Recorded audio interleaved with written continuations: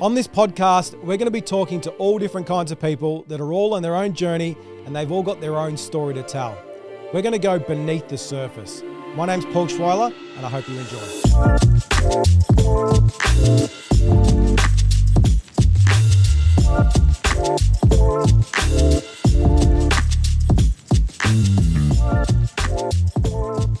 Okay, Lillian De Maria, thank you for joining me today on our podcast. I appreciate you taking the time out of your ridiculously busy life. My pleasure. And work. So Lillian, you're the principal and founder of De Maria and Associates. That's correct. We were just talking off camera, really the only medium-sized law firm out this way in the Doreen specific area.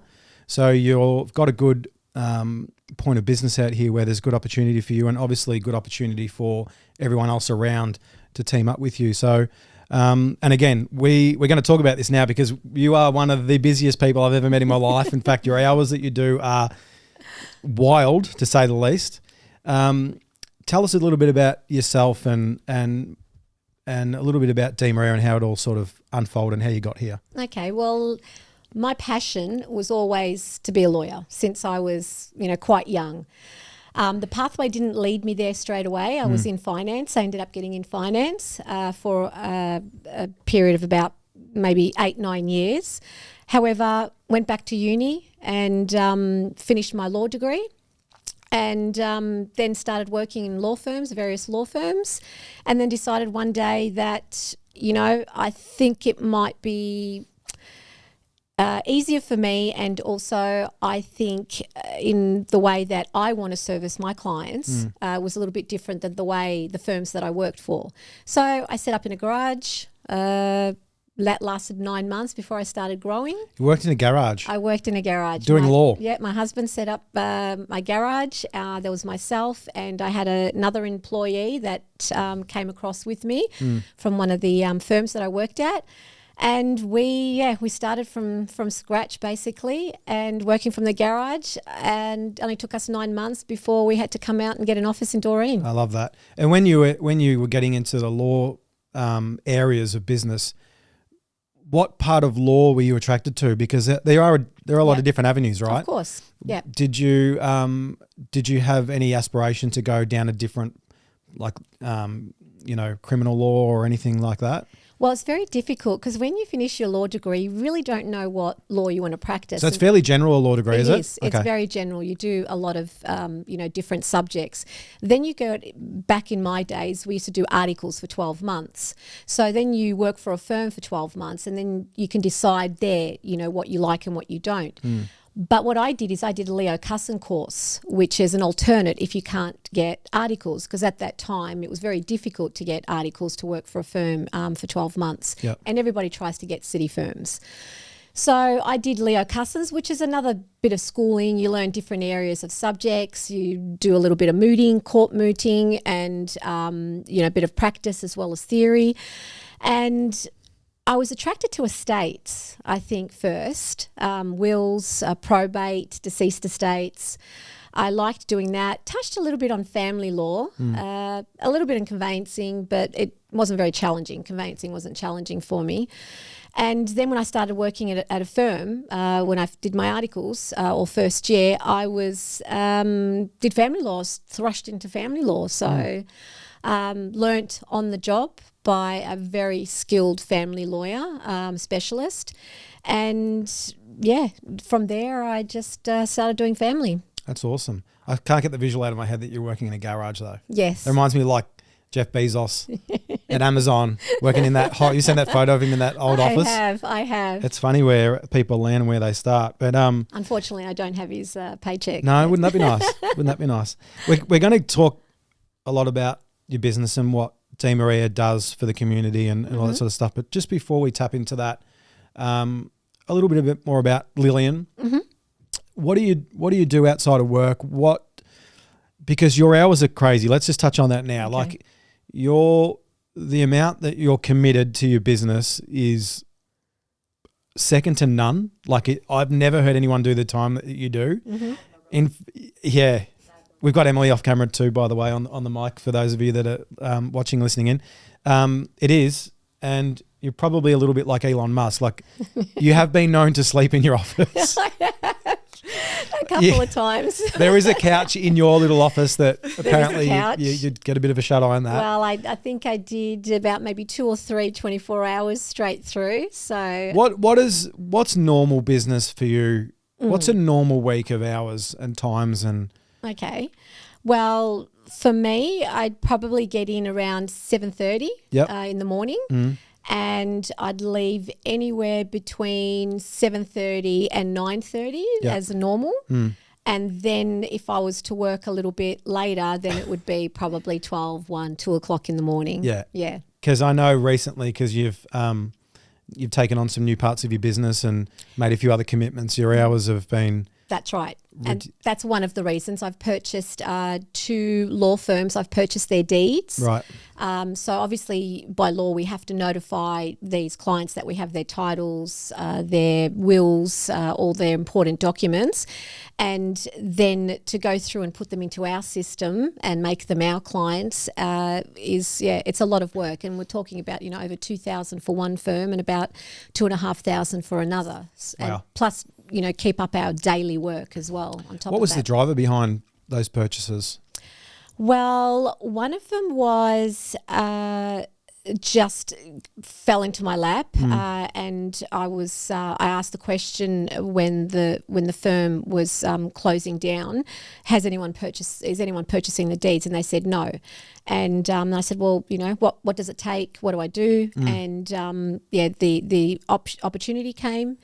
And for me, I just thought, well, it expands my business because I've just now, got 2,000, clients. Yeah. That's a lot. And even if I don't get all of them, even half would be great, because for me to build up that business would take me years. The other one, we ended up getting an estate. One of the girls in the office, which is our conveyancer, Debbie, she worked at a young age for this firm in Preston. And she obviously knows the family, and we just brought across. They said, "Yep, fine. If you want the deeds, that's fine." He's passed away. We're actually handling the estate as well. Yeah. And we've also got those deeds as well by as he had passed away. So you're not scared to take on more business. Do you sort of run the just take a big bite and chew like mad sort of a thing? Yeah. Yeah. Just chew like crazy, and then to get 2,000 clients, that's a lot of. That's a lot of people, and you'd need to have a touch point with them. That's right.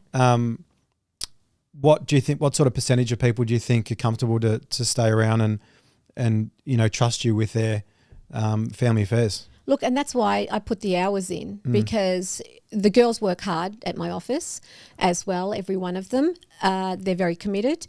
But look, I try to make sure that I don't take on too much, because I think service is so important these days, and lawyers do have reputations of, not being good communicators, not returning calls. Yep. So for me, it's very important. I always let the girls know in the office that if somebody rings within 24 hours, I prefer that day, but I understand we get very busy, but at least within 24 hours, even if we can't solve their problem, we can call them and say, I've got your message, I'll give you a call tomorrow. Yep. So that makes sense. So I know when too much is too much. Yep. Do you ever feel like when you're, at 1 o'clock in the morning before you have a nap on your couch, do you ever have moments of, have I taken too much work on? Am I too busy? What is all this for? What am I doing? I could be at home in bed. I could be coming in at 9:30 and leaving at 4. Yeah. All those business owner thoughts that sometimes creep into our minds. Yes. But then obviously they wash away when we talk about what our purpose is and what we're trying to achieve. But, through those busy times, do you have dark moments? Do you have times of regret or worry? Look, I never have times of regret. I sit there sometimes and I think, especially when it's 1, 2 o'clock in the morning and I'm working on a client's file, And, I do think, I wish I was in bed and I could be sleeping, and I am tired. But I think it's the drive and the passion, because I love it. I love helping people. They come into my office, especially family law clients, and they are stressed. It's an emotional thing. It's the unknown territory. There's a lot of things that are happening in their lives, and they don't know the process. Yep. So they're dealing not only with their emotions, they're also dealing with what do I do next? And they don't understand, obviously, the process, and it can be very daunting, Of course. to a lot of people. So when they walk in to my office and we sit down, I want to make sure that that client walks out feeling that the heaviness is off their shoulders, Yep. and that they feel that they can trust me and I'm in their hands. And most of the time when they do walk out, that's exactly what they do say. They say, oh, thank you, Lillian. Yep. Or we have also another family lawyer, Ben, in our office, and they say just, thank you. We cut it down for them. I take out all the other issues that they're worried about, Yep. and just say, this is what we're going to do. And I'm upfront. Yep. And that's why I say communication is important, not It only is. within the office, but also with our clients. Of course. That's a good feeling. And tell me, what are the different parts of De Maria? It's obviously family law, conveyancing, which we're involved with. What are all the little aspects of De Maria that you're involved with? Well, there's also community events. So I also attend, like with the Bendigo Bank, we bank with them. And I also attend certain functions or events that they have once a year at Bendigo Bank. I'm also a firm believer to give to the community as well. As busy as I am, I also give my free time to the Salvation Army. So every once or twice a year, they do a Wills Day. So basically they ask solicitors in the area to donate half a day to bring in clients or people that they know that can't afford to come to a lawyer directly. And we spend our time there taking down instructions. We don't get paid for the wills. The Salvation Army, the money goes directly 100% to the Salvation Army. But otherwise, my girls and myself draft the wills, get them signed. I can do anything from, I actually do a whole day. I don't do half a day. So the people at Salvation Army know that I do a whole full day. So I can get you'll see between 15 to 20 of their clients. And we're doing wills, sometimes powers of attorney, financial and medical on top of that, which they do pay for if they do anything outside the will. Yeah. And what else do I do? A trivia night, I attend other functions and that as well. And I'm out there to help the community. I just went to Wollert Lifestyles and also Doreen Community. Yep. Or not Doreen Seniors, Doreen Seniors Community. And I had a presentation with, how important it is to have a will or to update your will.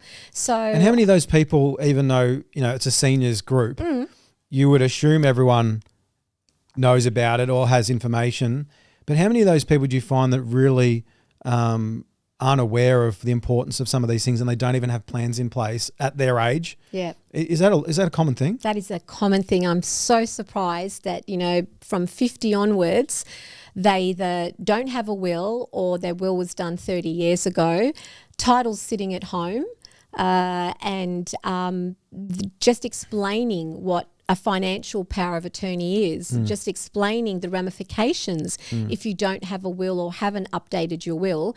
They sit there, you can see them, and I get phone calls the next day, and they've been panicking about it. They've been panicking about it So afterwards. what age should you organise a will? Oh, I think at any age, even at the age of 18. Yeah. You organise a will. Obviously, if you have property, you would be organising your will. But I would say at any age over the age of 18 years. And then when you organise one, as things change in your life, you just continually got to keep updating it all the time. Yeah, that's right. Yeah. Do you find that people, with your family law and deceased estates, how many things come through your desk where there's been no wills in place and it can be a real mess with who gets what? Does that happen often, or? Look, and sometimes even the wills aren't done correctly because there's a lot of home kit wills or post office wills that they think, it's only $115 or $120. I don't know how much they are these days at the post office.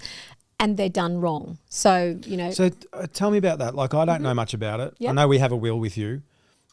Well, going back a step, actually what happened with us was we got one of those post office wills before we knew you and come to work with you. And then as we got to kind of know you said, whoa, how about... So what happens when you get a post office will? What happens with it? Where does it go? well, people just keep it at home. Right. It's the original will, you keep it at home, but you've got to make sure that it's executed properly. Some people you've got to sign in the same pen. You've got to have 2 witnesses that sign at the same time in the same pen on every page. So if that's not done correctly, if there was ever a dispute, it's going to make it really difficult. Well, is that it right? makes it difficult when you're trying to apply for probate. And the difficulty is it means it's extra work. It's not that it won't be valid. The will's not valid. The will be valid, but we have to do extra things. We have to provide an affidavit. So we have to say, why didn't that person sign on the same day as you? Or why is your signature in blue and theirs is in black? Because then it insinuates that you haven't signed on the same day if you've got 2 different colour pens. Yeah. And there's some things that could be missing out of the will, and that's where it can get sometimes difficult. So you put 1 executor and not 2 executors, but that 1 executor has passed away and you don't have a substitute or alternate executor. So that way you have to then appoint someone else. You can't under the will, but you have to apply for what we call letters of administration with a will annexed, which means the next person has to come in, that's the next family member, to be the administrator of the estate. But we're not applying for probate now, we're applying for letters of administration even though we have a will. So parts of the will can be taken, pulled apart, and the other would obviously still go ahead if the rest is correct. Okay. While we're on the topic of things that get a bit messy, what other things are messy in your job, like that people don't do properly, that you wish you could just shake them and say, just get this sorted out because you're going to save so much energy, time, and in the future? Like, what are the things that people really need to be focusing on? Well, I think when it comes to family law, because I think each area has their own specific thing, but I think when it comes to family law, I think people decide when they separate, well, they're amicable. There's, there are, I wouldn't say majority, but you would say there are a few that are amicable when they split up. And they say, okay, well, you take this, you take that, and then we'll sort it out. We'll write something down and then that's it. All of a sudden one of them come back and say, well, I've been speaking to a solicitor or I've been speaking to some people and I don't think I got a fair deal.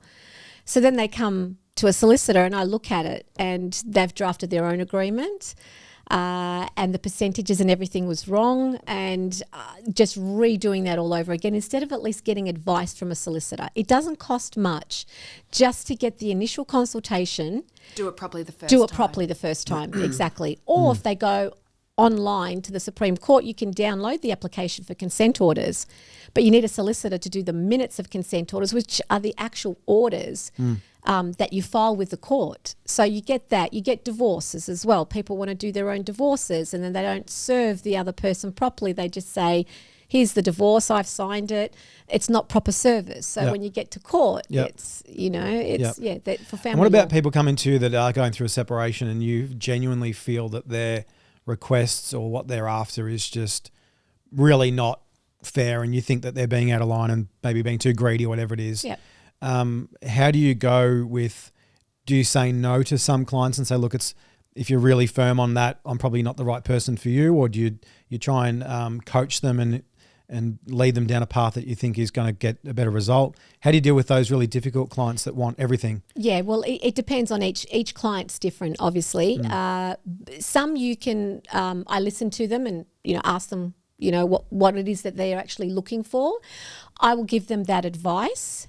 Sometimes they will question it or query it, and I will give further explanations to assist them, to try and coach them to, this is how it is. You might not like it, but this is how it is. I will always try and find a solution to a problem. There's never one road that we can take.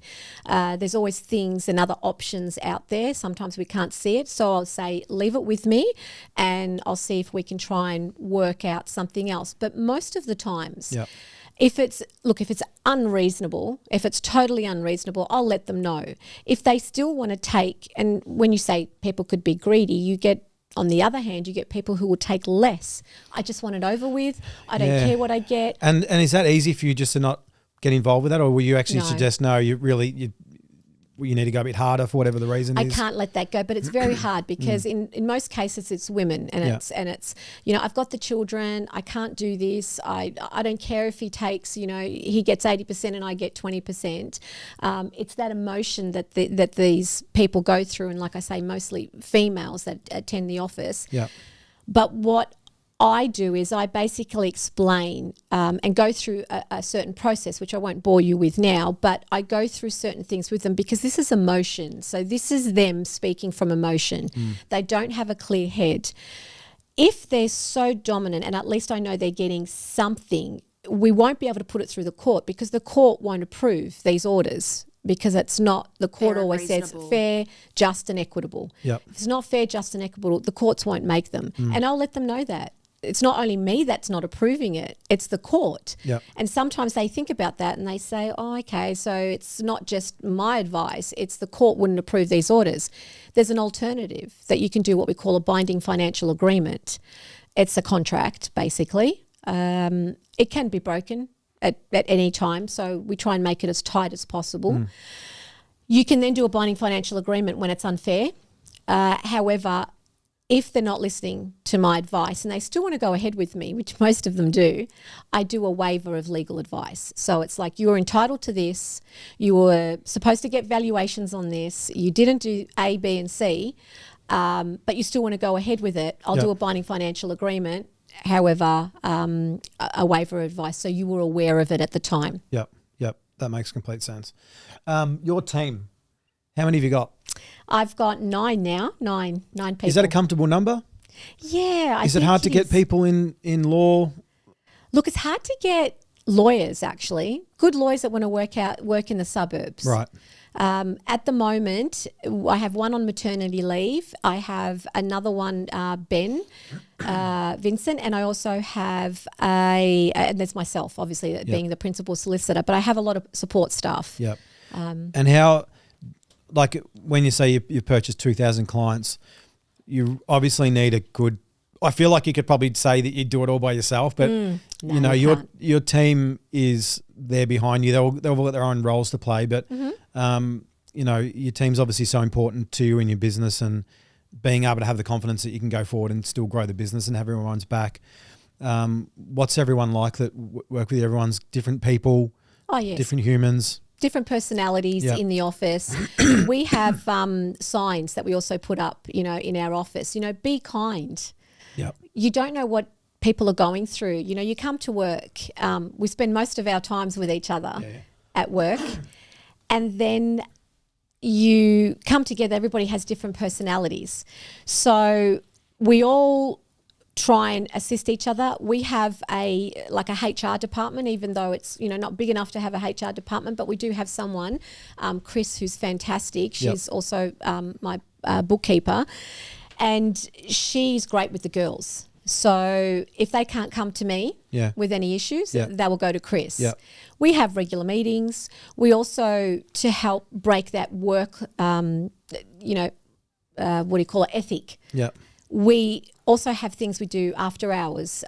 We do trivia nights. We go bowling. We do, golf class. I also take out the girls. We have our Christmas parties. We went to Queensland for a weekend. Yeah. Good as a culture Christmas building. Party. Yeah, that's right. It brings everyone Team together. bonding. Yeah, of course. Outside the office. Yeah. It's different. We find that you're different at the office than when you're outside the office. Oh, 100%. So the staff put in a lot of hours as well. They're not 9 to 5 people, and because you've had some staff there that have been there for 6 significant amount of time. Yeah, Yeah.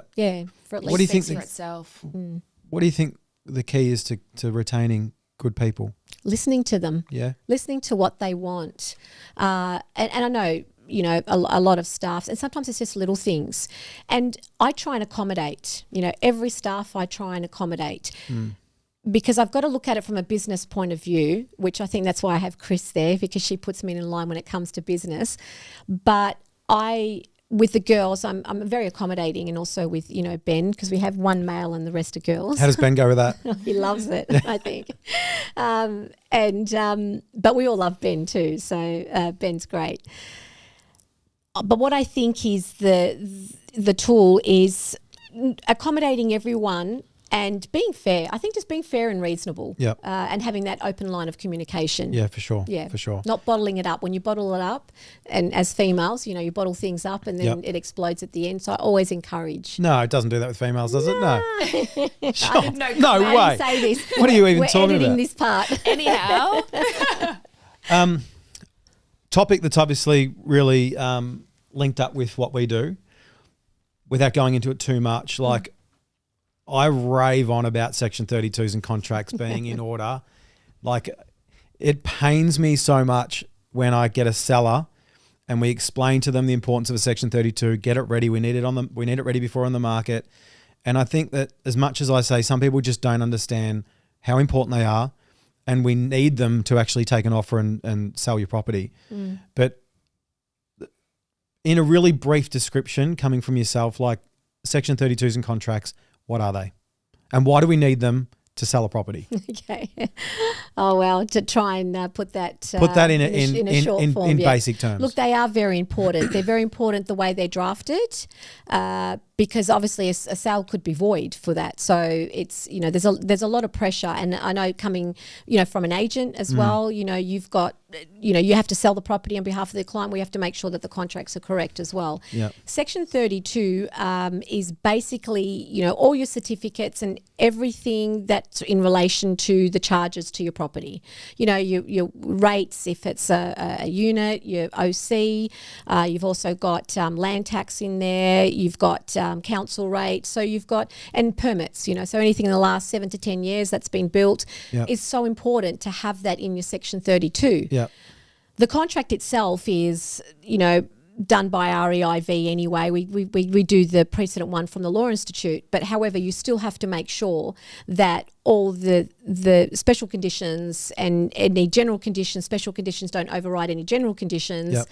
And you have to make sure that that's correct. You know, the simple things, the volume and folio number have to be correct, you know, the names on the title. Because if there is anything wrong with it, and a buyer purchased the home and for whatever reason they wanted to try and get out, they could use a small loophole through a basic small error. That's right. To get them out if it went to court. That's right, exactly. So there must be some pressure in regards to that. Definitely, Yeah. there is. And that's why when we get a lead and when we get a client, I'm straight away with the conveyancing department. Let's call the client straight away. Let's order the certificates if they're ready to go ahead after we speak to them. Yep.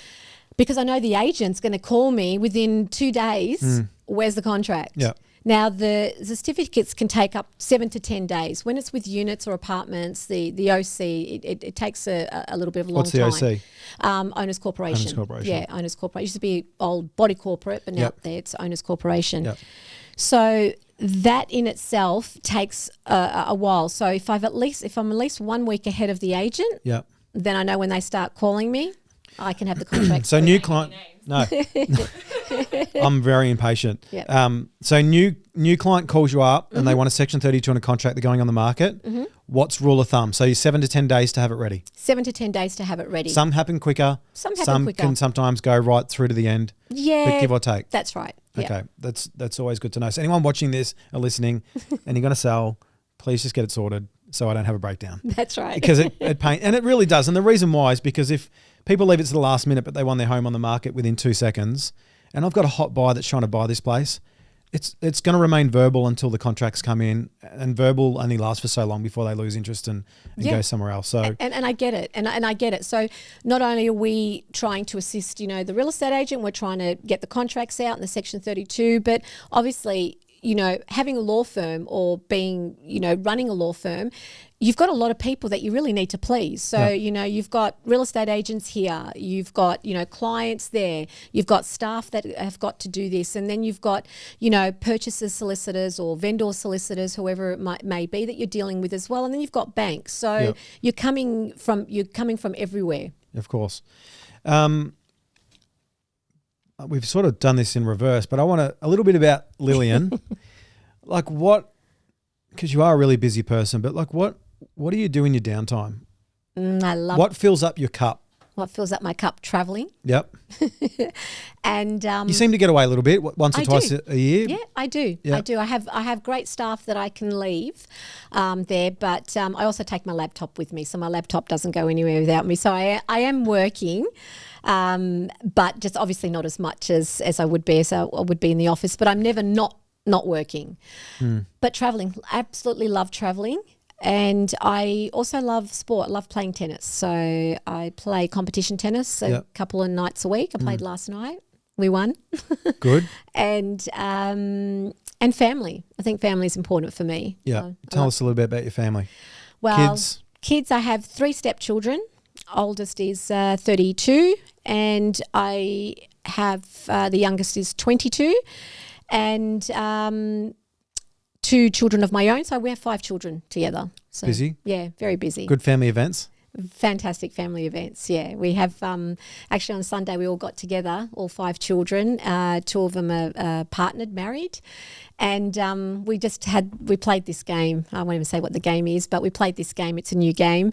And there was all 10 of us around the table. And, we were screaming and yelling and just having just that time. At that moment, it was, for me, means a lot. Yeah, of course. It's always good. It's always a good cup filler. Yeah. And like I know you said you've got your laptop with you when you go away, but do you have trouble switching off? What do you ever go away and think, oh my goodness, I've actually switched off, I haven't even thought about work? Does it bother you a little bit that there is such a huge responsibility to be the owner of quite a good sized law firm? Does it frustrate you that you can't not have the laptop? Like, yeah, but I think that's part of being a business owner. I don't think that'll ever go away. There's good things and bad things of having your own business, obviously. I see the benefit of having the business outweighs than working for someone. And I've worked for, a lot of people throughout my life because I started, late 2011 going out on my own. But I wouldn't give it up for the world. Do I switch off? No, I don't think you can ever switch off. I always take my laptop with me. I can downplay the amount of work that I do. I'll at least check my emails. The girls and the staff know that they can contact me anytime. Yep. Pretty much contact me when it's really urgent. Yep. If I'm travelling within Australia, it's much easier. I think they feel a little bit more comfortable too. Yep. Overseas is a little bit different because of the time difference. But otherwise, I don't think I'll ever switch off, and I can never be in that mode. If you love it, yeah, it's not that hard, is it? No, that's right. Do you believe, how people say, if you love your job, you won't work a day in your life? Do you actually believe that in a sense? Well, no, because I don't think. Look, I love when they say it. I think they say it in a way where you don't even realise you are working because you love it that much. So you're really not working, and I get that. But I just think that if you want to be successful at anything, I always say you've got to work smarter than harder. Understand that. So the hours I'm putting in now are not going to be the hours that I'm going to be putting in for the rest of my life. But do you think your hours are ridiculous? My hours? Yeah. Oh, obviously. Yeah, they are. I don't know anyone. If people go, Lil, you're crazy, you're being ridiculous, like life's too short. What's your response to that? Well, only my staff know. My clients, well, they will know now. My clients don't know the ridiculous hours I put in, but they do know by obviously the service.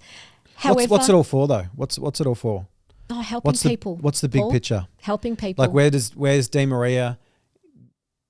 We're 10 years right now. We're 10 years ahead. What's our conversation? I'll be semi-retired, travelling. Do you think you will be? In my caravan? Yeah. Yes, because I'll have Starlink. Because my partner ended up buying me Starlink, right? Which is a satellite dish. Yeah. Because when I travel around Australia, at least I'll be able to get reception for my laptop. You've just said to me in 10 years' time, you're still working.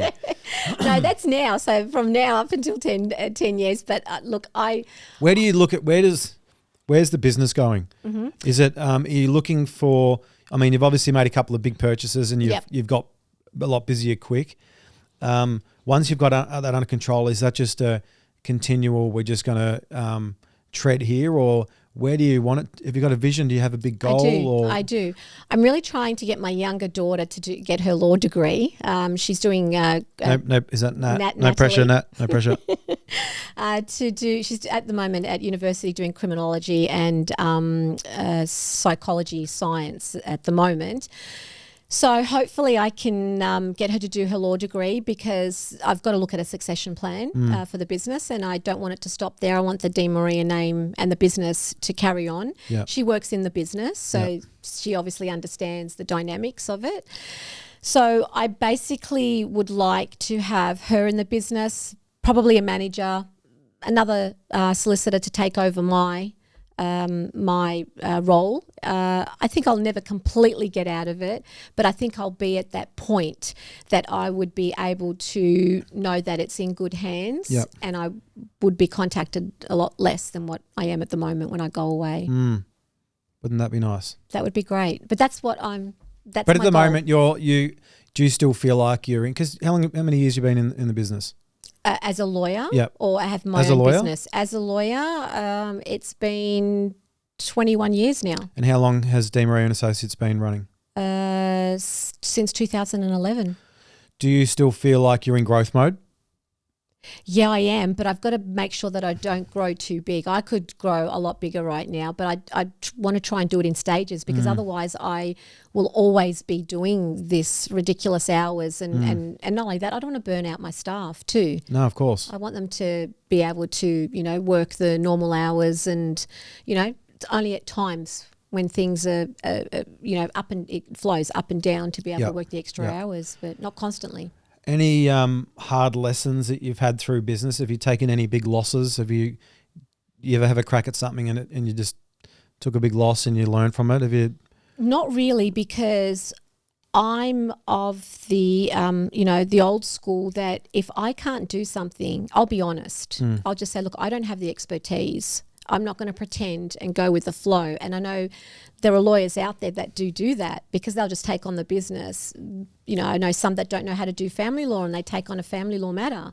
And I know, because when I deal with them on the other side, I can see that they don't have that experience, and you can get into a lot of trouble. Not only do you not only lose business, not only is the client dissatisfied, there's complaints by they make to the Legal Services Board.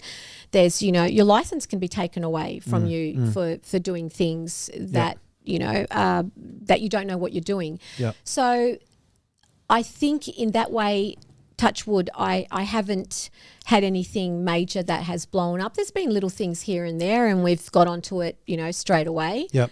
However, And for anyone that's watching this or listening in, I could say anyone in business, but I'll sort of pinpoint women in business, because you're a successful woman, and you've done really well, and you should be really proud of what you've achieved. But any girls, women that are looking to take a step into business, or maybe they're not working maybe they're not where they want to be, and they've got another passion for something else, whether it be law or anything in regards, like, what advice can you give to the women out there that that want to be someone and do something, but they're not where they want to be right now? That's a good question, because I just came back from Fraser Island and on a holiday, and we went to this gorgeous little cafe, and there was a young girl working there. She was about 20, 21 years of age, and we got onto a conversation while she was making the coffees, and we were talking about life and what she wanted to do and where she wanted to go. And she said at the moment she's doing university, and I said to her, I go, that's great. I go, but do you know what you want to be or what you want to do? She goes, oh, not really. I might want to be this. I might want to do that. And I said to her, I know it's the norm to go to university, and I say this to my daughter as well, and to all the children, but go out there and live life. Go travel.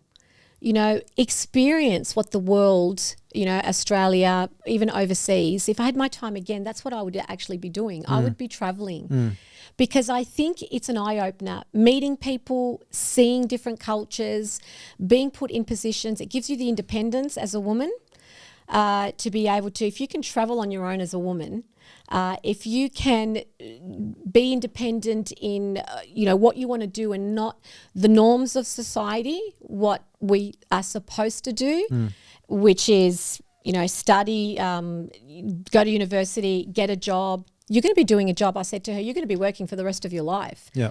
So go out there and experience life. And she said, that's what my dad says. And I said, well, you're one of the lucky ones, because a lot of parents go to school, go to uni so you can get your degree, then you can get a great job, and then you can work and then earn lots of money and then be rich. But then I see the breakups. I'm on the other end. I see what that life does. So for me, when I look at young women and, even my daughter Natalie, she's 22 years of age at the moment, and she's like, I won't be able to afford a house, Mum. How can I afford a house? And, I'm going to uni and I need to make this much money and that. And I'm saying, don't worry about that. That will all take its course. You enjoy life. If you want to do uni because you want to do uni and you want to learn, do university. And she loves criminology and she loves, psychology. I said, do that because you want to do that. And it will lead you in so many different areas. Yep. You've got a little bit of law there when you can go do criminal, you can do VOCAT, victims of crimes. You can do a lot of things that's a little bit of an outlet. And then you've got psychology if you want to be a counsellor one day, if you want to, she wants to help disadvantaged children in the future. So that can take you somewhere there. Yep. But in the meantime, travel. And with all our children, most of the time we took them, overseas and interstate all the time. So they have the travel bug in them. Yep. And we travel all together. We all went to Fraser Island, together. And we're still a very close-knit family, even though they're all, pretty much adults now. Yeah. But that's what it is, for women, and look, even for men too, there's a certain quota out there that, you've got to do this, you've got to provide, you've got to get married, you've got to have children, and, then you see the midlife crisis happen and you see why. Yep. So, do what you feel that you want to do. I agree. Good advice. And as we sort of close it up, bringing it right back in and putting a big circle around De Maria and Associates, quickly rattle off the things that you service. And for people that maybe are going to watch this or listen and go, right, I probably should jump on that and get involved. We've got conveyancing. Rattle off the things that you guys can help service. I say for conveyancing, it's purchase and sales. Yep. We also do wills, enduring power of attorneys. We do probate, letters of administration. We also do with family law. We do divorces. We handle with property matters. We deal with children matters, intervention orders as well. We also do a little bit of purchases and sales of businesses as well. Yep. We can do that too, leases. And just general inquiries sometimes about, certain So people things. just got general advice and they want a helping hand, they can give you a call. They can. And even if they want to give me a call, I can always put them in the right direction. So we've got the Legal Services Board that you can contact as well. Yep. And I also have, obviously, being in the business for over 20 years, I have a lot of colleagues as well. So I can always refer them to the law firm that deals with that area of law. Yep. And for those that don't know, Lillian is on level 1 on Hazel Glen Drive, directly above Solomeo Pizza, the old F45. Great space. That's right. An amazing office that's tucked away that some people don't see from the street. But it's quite an impressive spot that you, I wouldn't mind that actually, that space. But it's a good spot. So you're upstairs. So anyone that's reaching, that needs Lillian's assistance or a team, reach out to Lil. And you're on Facebook, Insta. I got my own website. We've just updated that as well. So So there's plenty of contact points. And of course, come to us if we can help. We can lead you towards Lillian anyway. But good chat, Lil. Thanks, I appreciate. Paul. Thanks, Emily. There's always more things that you learn about what you're doing, and it's a busy job, and it tires me thinking about the work that you do. And I tip my hat to you. The stuff that. Yeah, you've really you've got a great business. Yeah, and from your garage in 2011 to right now, amazing. It's a great success story, but also at what you do. Like, you'd have a lot of conversation, talk about a lot of things with people that we would not have any idea what is going on. But really, you should be really proud, and you've got a great team, and we just wish you nothing but the best. And we're happy to link up with you as well. So we've got a great partnership. Yeah, and we're excited to stay as a team in years to come. So good for you, Lil. Thank you. Thanks and for I just want to on. say I'm very proud too of both of you in the community and how you've set up Twyla, the real estate. I'm very proud for both of you, and I admire both of you as well. That's so nice just to say. wanted Thank to say you. that too. We appreciate it. Well, good. Thanks for coming on. Thank you. You got work to do by the sounds of it. I do. I've got a rush. I'm sure I have about 20 phone calls. I know. I bet you do. No, thanks, Lil. All right. Good on you. Bye.